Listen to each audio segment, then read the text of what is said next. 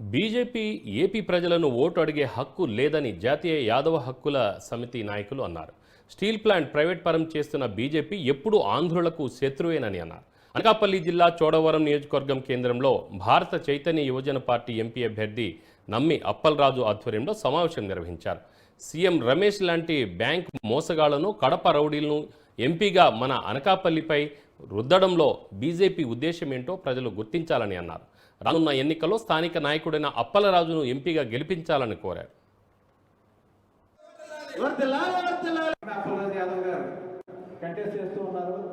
So దీని శుభ సందర్భంగా ఇక్కడ మేము చోడవరం నియోజకవర్గంలో అందరినీ సమావేశం ఏర్పడి యాదవుల తరఫున అలాగే బీసీల తరఫున మేమందరినీ కూడా ముక్తకాండంతో వెనకబడి ఉన్న జిల్లాల నుంచి మేము ఒక వ్యక్తిని మేము కంటెస్ట్ చేద్దామని చేసి సొంతంగా మేము నిర్ణయించుకున్నాం. అది మేమందరమే కలిపి ఆమోదించిన వ్యక్తి నమ్మి అప్పలరాజు గారు. అందు నిమిత్తం ఇక్కడ ప్రెస్ మీట్ పెట్టడం జరుగుతూ ఉన్నది. సో బీసీలందరినీ కూడా యాక్ట్ తీసుకొచ్చి అలాగే ఎస్సీలు, ఎస్టీలు, బహుజనులు అందరినీ కూడా ఏకం చేసి మేమంతా కలిపి ముందుకు వచ్చి మా వంతు పాత్రగా రాజ్యాధికారంలో మా వంతు వాటగా మేమంత జనాభా ఉన్నాము, మాకంతా జనాభా స్థానంలో మాకు కూడా రాజ్యాధికారంలో వాట కల్పించాలన్న ఉద్దేశంతో ఇక్కడ ప్రెస్ మీట్ ఏర్పాటు చేయడం జరుగుతూ ఉంది. ఎంపీలుగా ఎన్నికవుతూ వారి యొక్క స్వలాభం కోసమే ఇవాళ మరి రాజకీయంగా వచ్చి పదవులు అనుభవించి మరి ఉత్తరాంధ్రను అభివృద్ధి చేయకుండా వారి సొంత లాభం చూసుకుంటారు.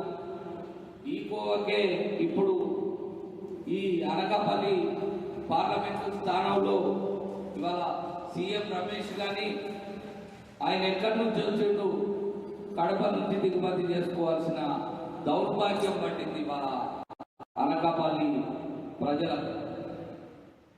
ఆయన ఎన్నడూ మరి ఎవరికన్నా మరి పేద బడుగు బలహీన వర్గాలకు ఏమన్నా చేసినోడా? ఆయన హిస్టరీ అందరికీ తెలుసు. బ్యాంకులను ముంచిండ్రు, అది మన మీదే పడుతుంది. ఇవాళ అదేవిధంగా మరి వైసీపీ పార్టీ నుంచి ముత్యాల నాయుడు గారు ఉన్నారు. మరి గతంలో ఆయనే డిప్యూటీ సీఎం. మరి ఏం అభివృద్ధి చేసిండో చెప్పాలి.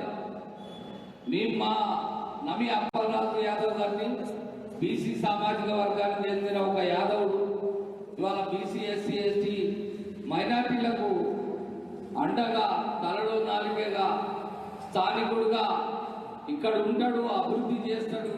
ఎవరికి ఆపద వచ్చినా ఆదుకునే నాయకుడిగా గత 27 సంవత్సరాలుగా ఇక్కడ స్థిర నివాసం ఉంటుకుంటూ ఎవరికి ఆపద వచ్చినా ఆదుకుంటున్నాడు. కరోనా ఆయన అంటే ఎలాగో ఒకే ఒక సీట్ వచ్చింది, అంత గొప్ప మనం కాదు అంటే ప్రజలకు సేవ చేద్దాం. ఒక స్థానికుడిగా నేను ఒకటే అడుగుతున్నాను.